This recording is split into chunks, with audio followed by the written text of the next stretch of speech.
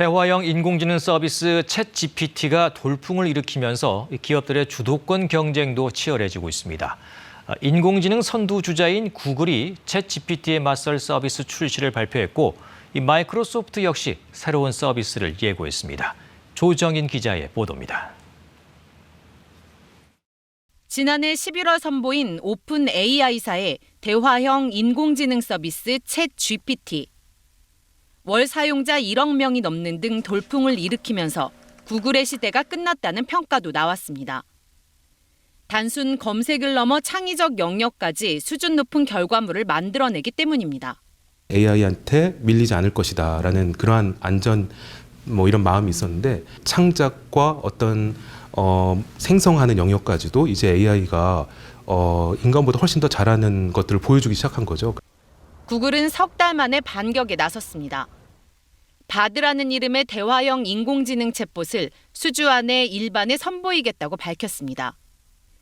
복잡한 주제를 어린이에게 쉽게 설명하는 방법을 묻고 인공지능이 답하는 짧은 영상도 공개했습니다. 2년 전까지의 정보가 담긴 챗GPT와 달리 바드는 최신 정보 검색까지 포함한다고 예고했습니다. 그동안 논문이나 이런 걸 나온 걸 보더라도 결코 떨어지지 않고 오히려 더 나을 수 있는 거임에도 불구하고 조심스러웠거든요. 그 훨씬 더 많이 준비한 거 이제 보여줄게라고 선언했다고 보시면 돼요. 마이크로소프트도 챗GPT와 관련한 중대 발표를 예고했습니다.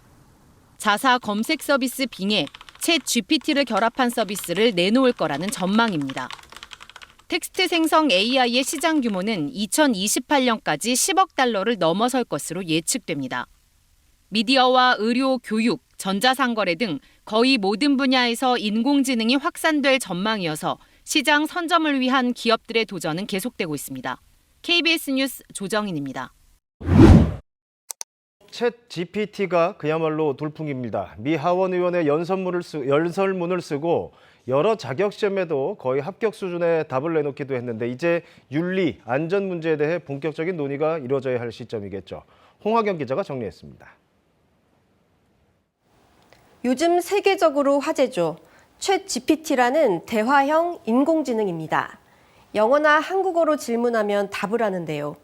단순한 대화 수준이 아니라 높은 수준의 논문도 쓰고 번역까지 해줍니다. 미국 의사면허 시험에서는 50%를 넘는 정확도를 보였고, 로스쿨 졸업시험에서도 평균 C+ 이상의 학점을 받으며 의사, 변호사 시험을 통과했는데요.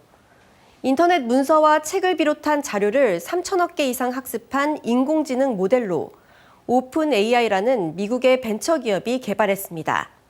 인간의 지능에 도전하는 인공지능, 문제는 없을까요? 미국 하원 의원이 연설문을 낭독합니다. We must collaborate with international partners like the Israeli government to ensure that the United States maintains a leadership role in AI research and development. 자연스러워 보이지만 연설문을 쓴 건 다름 아닌 인공지능, 챗GPT였습니다. I wanted to spotlight this for Congress so that we have a debate now about purposeful policy for AI. 콜롬비아에선 한 판사가 판결문을 쓸 때 챗GPT와 상담을 했다고 고백해 논란이 되기도 했습니다.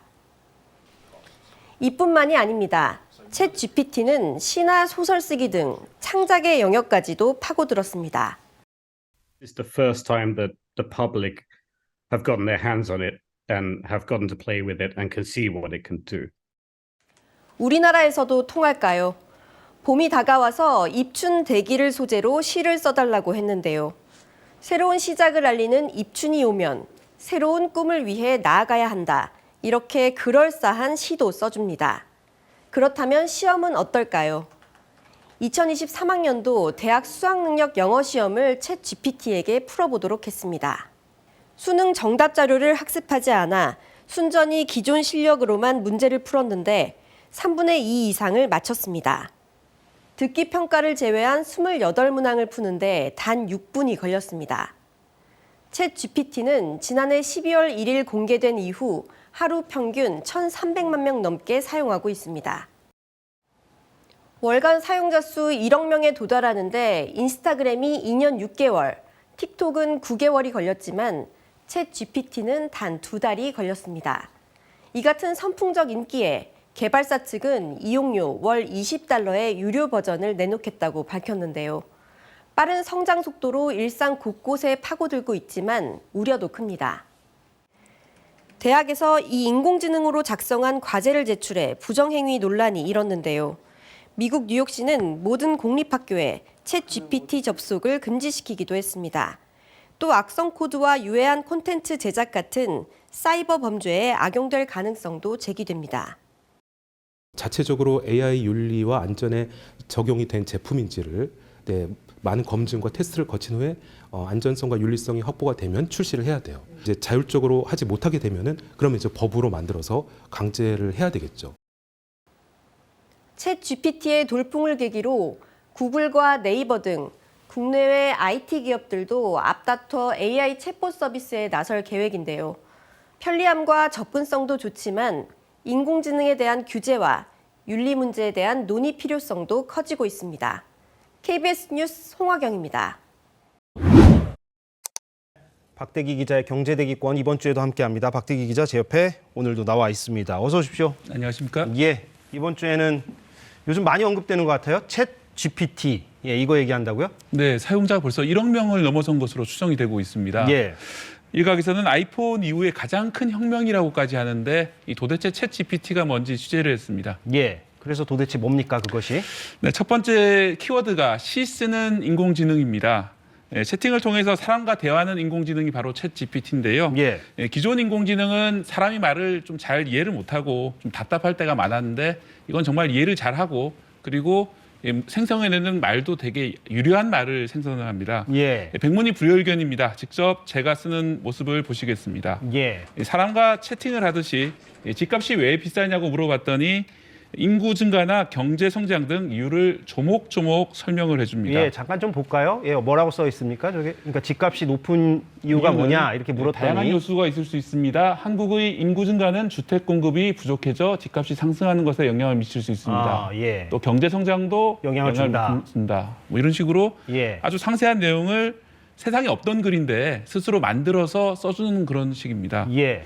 또 제가 요즘 주말에 일하기 때문에 감성이 메말랐는데요. 그래서 오늘이 입춘이라서 입춘 대기를 소재로 시를 써달라고 했더니 그럴싸한 시도 써줍니다. 아, 저걸 챗 GPT가 쓴 시입니까, 저게? 예, 세상에 없던 시를 만들어준 것인데 뭐 입춘이 오면 길을 떠나야 한다면서 새로운 길을 떠나라. 예, 저것도 잠깐만 보죠. 뭐 따스한 햇살이 내 마음을 가로막으며 새로운 시작을 알리는 기운을 준다. 이때에만 길을 걸어야 할 것 같아. 예, 그럴싸하네요. 네, 그렇습니다. 예. 그럼 저거를 저렇게 GPT가 챗 GPT가 네. 예, 그렇게 작성을 했다는 거. 그럼 이거는 누구나 무료로 할 수 있는 겁니까? 일단 지금은 무료로 쓸 수 있고요. 워낙 많은 사람들이 쓰다 보니까 좀 느려져서 예. 미국에는 유료 가입도 받고 있는데 일단 무료로 쓸 수 있고 네이버 같은 검색 서비스에 영어로 챗 GPT라고 검색을 하면은 들어가서 써보실 수 있습니다. 예, 그럼 저걸 뭐 누가 만든 겁니까? 뭐 어떤 업체가 만들었을 텐데. 네, 오픈 AI라는 미국 업체가 만들었는데요. 투자한 곳은 마이크로소프트입니다. 아, 예. 이 마이크로소프트는 챗 GPT를 엑셀 같은 자사 제품에 넣을 생각이고요. 기존의 검색 시장을 대체할 수 있기 때문에 구글과 네이버에 비상이 걸렸습니다. 아. 조만간 비슷한 서비스를 공개할 계획이라고 밝혔습니다. 아, 구글이나 네이버도 비슷한 걸 선보인다. 네. 아, 그렇군요. 근데 이게 나온 지 지금 얼마나 된 거죠? 지금 뭐 한 석 달 됐다고 들었는데. 예, 11월 말에 나왔으니까 이제 석 달이 아직 안 된 상황인데요. 예. 벌써 1억 명 이상 쓰고 있고 뭐 다양한 이제 사회 현상까지 벌어지고 있는데요. 예, 안 그래도 그걸 물어보려고 했는데 이런저런 뭐 일들이 좀 보도가 되고 있는 것 같아요. 뭐 어떤 내용이 있습니까? 네, 다음 키워드가 숙제의 종말입니다. 학교에서 작문 숙제를 많이 내주잖아요. 그런데 챗 GPT가 작문을 정말 잘합니다. 그래서 미국 학교에서는 이 접속을 아예 막기도 했고요. 또 아예 숙제를 내는 것이 무의미하다. 그래서 숙제를 폐지한 대학도 나왔습니다. 아, 미국에서. 네. 예, 그리고 예. 뭐 콜롬비아에서는 판사가 판결문을 쓸 때 챗 GPT랑 상담을 했다고 해서 좀 논란이 되기도 했습니다. 아, 예. 그리고 이제 미국의 부동산 업체들은 그 부동산 매물을 설명할 때 본인이 쓰는 게 아니라 챗 GPT한테 의뢰를 하면은 되게 그럴싸한 설명문을 써준다. 이런 식으로 응용이 되고 있고요. 이 변화의 물결이 이미 시작이 되고 있습니다. 그러니까 숙제가 없어질 정도로 이제 그걸 이제 너무나 많이 이용하면 안 되니까 네. 그렇게 된다는 얘기군요. 아, 그렇군요. 근데 이게 이제 좀 넓혀서 생각을 해보면 앞으로 우리 경제적, 산업적 측면에서 어떤 변화를 불러올 것이냐. 뭐 네. 어떻게 좀 얘기를 해볼 수 있습니까? 네, 다음 키워드인데요. 인공지능 그게 돈이 됩니까?입니다. 예. 예를 들어서 콜센터를 당장 대체할 가능성도 있습니다. 지금도 챗봇이라고 해가지고 전화를 거는 대신에 채팅으로 상담해주는 그런 인공지능이 있긴 합니다. 있긴 하지만 있죠. 예. 상당히 좀 답답할 때가 많고 예. 대화가 잘 안 되는데 지금 나온 이제 챗 GPT 같은 경우는 훨씬 더 사람처럼 대화를 해주기 때문에 더 많이 콜센터를 대체할 수 있는 겁니다. 예. 또 다른 잘하는 것이 바로 코딩을 하는 것인데요. 프로그램 코드를 짜주는 것인데 예를 들어서 어떤 코드가 필요하다고 하면 그 코드를 바로 만들어주기 때문에 사람 그동안 했던 프로그래밍을 많이 대체할 수도 있습니다. 이런 경우에는 뭐 인력을 결국 줄여야 될 수 있기 때문에 또 다른 이제 노동 문제 논란이 불거질 수 있습니다. 일자리 문제가 네. 있을 수 있겠군요. 그렇습니다. 예, 그런 거를 예상해 볼 수 있다는 거고. 기사도 쓴다면서요? 네, 실제로 이제 미국에서는 어떤 잡지에서 예. 챗 GPT 기술을 이용해 가지고 기사를 썼는데 발표를 하기 전까지는 깜짝같이 일반 기사인 줄 알고 몰랐다고 해요. 실제 기자가 쓴 기사인 줄 예. 알고. 예. 뭐 기자들에게도 좀 위기겠군요. 네, 저희 같은 직업도 상당히 위기가 될 수 있습니다. 그렇군요. 그럴수록 좀 탐사 보도라든지 인공지능이 못하는 다른 쪽으로 발전을 해야겠죠. 예. 그런데 이게 뭐 완벽하진 않을 테니까 보완해야 할 부분도 있을 거고 또 좀 우려되는 부분도 있을 것 같기도 한데, 예, 그럼 뭐 어떻게 얘기해 볼 수 있습니까? 네, 마지막 키워드인데요. 우리 AI가 달라졌습니다. 달라졌어요입니다. 예. 아기가 부모를 따라하는 것처럼 사실 인공지능은 사람이 쓴 글을 보고 학습을 해서 사람처럼 흉내를 내는 그런 기술입니다. 그러겠죠. 예, 만약에 이제 틀린 내용을 학습하거나 좀 차별적인 표현이 있는 내용을 학습하게 되면은 인공지능도 틀린 내용을 말하거나 아니면 차별적인 표현을 쓸 수가 있거든요. 부적절한 표현을. 예, 그렇습니다. 예. 챗 GPT가 상당히 뛰어난 점은 그런 부적절한 표현을 많이 걸러내긴 합니다. 하지만 스스로도 아직은 완벽하지 않기 때문에 편향적이거나 허위 응답을 할 수 있다 이렇게 고백을 하기도 합니다. 아, 본인 스스로가 저렇게 고백을 한다는 겁니까? 예, 물어보니까 이렇게 답을 했고요. 예. 또 예를 들어서 신사임당이 누군지 물어보면은 16세기에 태어난 신사임당이 15세기 인물이라고 답하는 등 예. 잠깐 지금 나오고 있네요. 예, 그렇습니다. 이제 1500년대 그러니까 16세기에 태어나신 분인데 15세기 인물이라고 쓰거든요. 이런 식으로 이제 잘못된 정보가 합숙돼 있으면은 틀린 내용을 말하기도 합니다. 예. 사람을 따라 배웠기 때문에 결국 사람처럼 실수를 한다라고 볼 수가 있는데요. 예. 이런 인공지능이 가짜 뉴스를 재빠르게 만들어서 퍼뜨릴 수도 있고 또 음란물에 이용될 수도 있습니다. 그렇기 때문에 어떻게 윤리 기준을 만들어 나갈 것이냐 지금부터 고민해야 할 시점입니다. 그렇겠네요. 예. 잘 알겠습니다. 오늘 박대기 기자의 경제대기권에서는 최근 많이 언급되고 있는 챗 GPT에 대해서 알아봤습니다. 잘 들었습니다. 요즘 세계적으로 화제죠. 챗 GPT라는 대화형 인공지능입니다. 영어나 한국어로 질문하면 답을 하는데 단순한 대화 수준이 아니라 논문도 쓰고 번역까지 해줍니다. 실제로 미국 의사면허 시험에서 50% 넘게 정확도를 보였고 로스쿨 졸업 시험에서도 평균 C+ 이상 학점을 받은 걸로 알려졌습니다. 인터넷 문서와 책을 비롯한 자료를 3천억 개 넘게 학습한 인공지능 모델인데 미국의 한 벤처기업이 개발했습니다.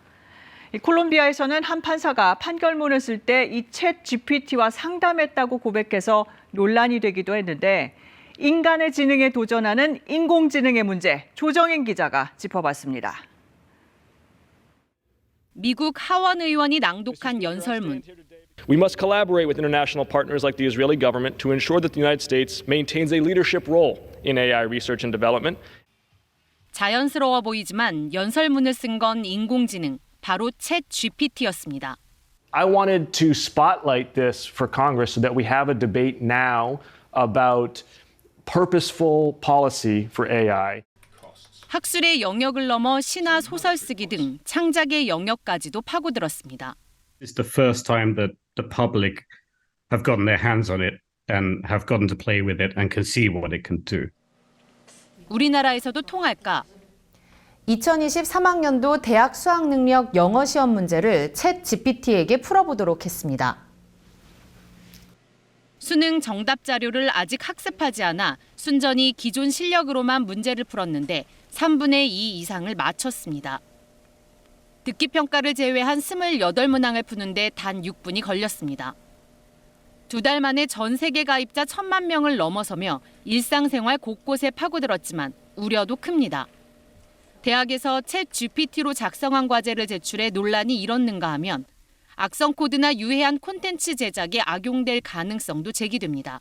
자체적으로 AI 윤리와 안전에 적용이 된 제품인지를 많은 검증과 테스트를 거친 후에 안전성과 윤리성이 확보가 되면 출시를 해야 돼요. 자율적으로 하지 못하게 되면은 그러면 이제 법으로 만들어서 강제를 해야 되겠죠. 챗 GPT의 돌풍을 계기로 구글과 네이버 등 국내외 IT 기업들은 앞다퉈 AI 챗봇 서비스에 나설 계획입니다. 더 늦기 전에 인공지능의 규제와 윤리에 대해 논의할 필요가 커지고 있습니다. KBS 뉴스 조정인입니다. Good morning, Theodore. Good morning. You have a meeting in 5 minutes. 이렇게 단순히 일정만 알려주는 정도의 AI 비서는 이제 명함도 못 내밀 처지입니다. I've been seeing Samantha. I've never loved anyone the way I love you. Me too. Now we know how. 연인과 대화하듯 사랑의 감정을 나누기도 하고 이보다 더 놀라운 AI까지 등장했다고 합니다. IT 업계의 뜨거운 화두 초거대 AI, 그 위험과 한계까지 함께 짚어보겠습니다. 미래사회 IT연구소 김덕진 소장 나오셨습니다. 네, 소장님 반갑습니다. 네, 안녕하세요. 반갑습니다. 이제는 AI라고 해도요. 네. 그렇게 많이 놀랍지는 않아요. 요 몇 년째 하도 뭐 이것도 한다, 저것도 한다 하는데 이 GPT라는 이름이 붙은 챗봇, 챗 AI, 얘는 정말 놀랄만한 아닙니까? 네, 뭐 실제로 테슬라의 창업자인 일론 머스크도 이번 챗 GPT를 보고 보시는 것처럼 정말 위험하니만큼 강력한 AI다 이렇게 얘기를 했어요. 실제 이 챗 GPT는 오픈 AI에서 만든 고성능 AI 언어 모델인데요. 기존에 이제 GPT-3 버전이 있었는데 그게 조금 더 업그레이드된 3.5 버전이라고 보시면 될 것 같고요. 이런 것들이 이른바 요즘에 가장 화두가 되고 있는 초거대 AI 종류 중에 하나다라고 설명을 드릴 수 있을 것 같아요. 초거대 AI라는 게 그 거대하다는 게 어떤 의미예요, 정확히? 뭐 용량이 거대하다는 건지, 학습 그 능력이 거대하다라는 건지. 네, 초거대 AI 말씀하신 그 두 가지가 다라고 보시면 될 것 같은데요. 일단 데이터량도 엄청나지만 가장 중요한 것 중에 하나는 인간의 뇌랑 거의 비슷해지려고 하는 거예요. 그래서 인간의 뇌에 정말 많은 신경세포가 있거든요. 그 신경세포처럼 수많은 파라미터 값들이 들어가가지고 그 안에서 인간처럼 사고, 학습, 판단할 수 있게 만들어주는 이러한 인공지능을 목표로 하는 것들이 초거대 인공지능이라고 보시면 될 것 같고요. 그래서 뭔가 사람이 질문을 했을 때 정말 사람이 대답하는 것처럼 뭔가 대답을 하거나 행동을 하거나 글을 써주는 이런 것들이 최근에 연구되고 있는 초거대 AI라고 볼 수 있습니다. 우리가 사실 휴대전화 속에 있는 뭐 쉬리 이런 AI하고도 대화를 하다 보면 한 3마디, 4마디 하면 그다음부터는 막 엉뚱한 소리 하잖아요. 지금에 나온 그 챗 GPT 얘는 다릅니까? 그러니까 초거대 AI나 챗 GPT의 학습 방식을 좀 설명드려야 될 것 같은데요. 예를 들면은 예전에 말씀하신 것처럼 왜 두세 마디 하면 좀 이상해졌느냐? 한국의 수도는 어디인가요? 만약에 질문을 하면 예전에는 한국이 어떤 의미인지도 컴퓨터가 이해하려고 그랬고 수도도 어떤 의미인지 이해하려고 그랬고 어디인가요도 이해하려고 했어요. 근데 지금은 어떤 방식이냐면 인터넷에 있는 수많은 글들을 통으로 학습을 합니다.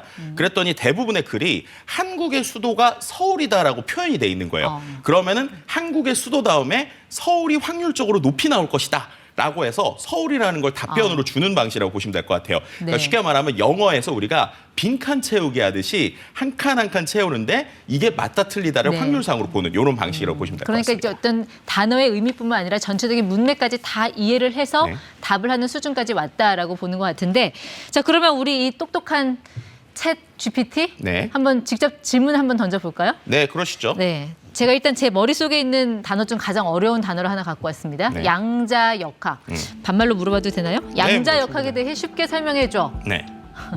네, 저렇게 보게 되면 저렇게 질문을 하면 저 챗 GPT가 보시는 것처럼 정말 매끄러운 형태의 문장들을 막 쓰는 걸 볼 수 있습니다. 저게 예를 들면 양자역학에 대해서 질문했기 때문에 양자역학에 대해서 그 다음으로 나오는, 그러니까 확률상으로 다음으로 나오는 빈칸을 계속 채우면서 저런 맥락을 만들었다고 보시면 될 것 같아요. 하나 더 던져볼게요. 그러면 양자역학에 대한 아인슈타인의 생각은 어땠을까? 자, 이러면 뭐라고 답이 나올까요? 네, 뭐 말씀해 주신 것처럼 그렇게 또 저희가 챗 GPT한테 물어보면 답변을 저런 식으로 해주는 거죠. 아인슈타인과 양자역학이라고 하는 두 단어가 들어간 수많은 인터넷 글들을 학습한 다음에 그 안에서 맥락을 주는 건데요. 근데 앞에 글이랑 뒤에 글 자세히 보시면 얘가 아까도 저희가 양자역학에서 설명해달라고 그랬잖아요. 근데 설명이 아니라 계속 뭔가 돌아 빙글빙글 맥락에 대한 이야기만 하는 것 같은 느낌 아마 드셨을 거예요. 맞습니다. 근데 그게 왜 그러냐면 아까 앵커님께서 그러면 이 GPT가 모든 내용을 이해하고 있느냐? 그렇지 않아요. 이해하는 게 아니라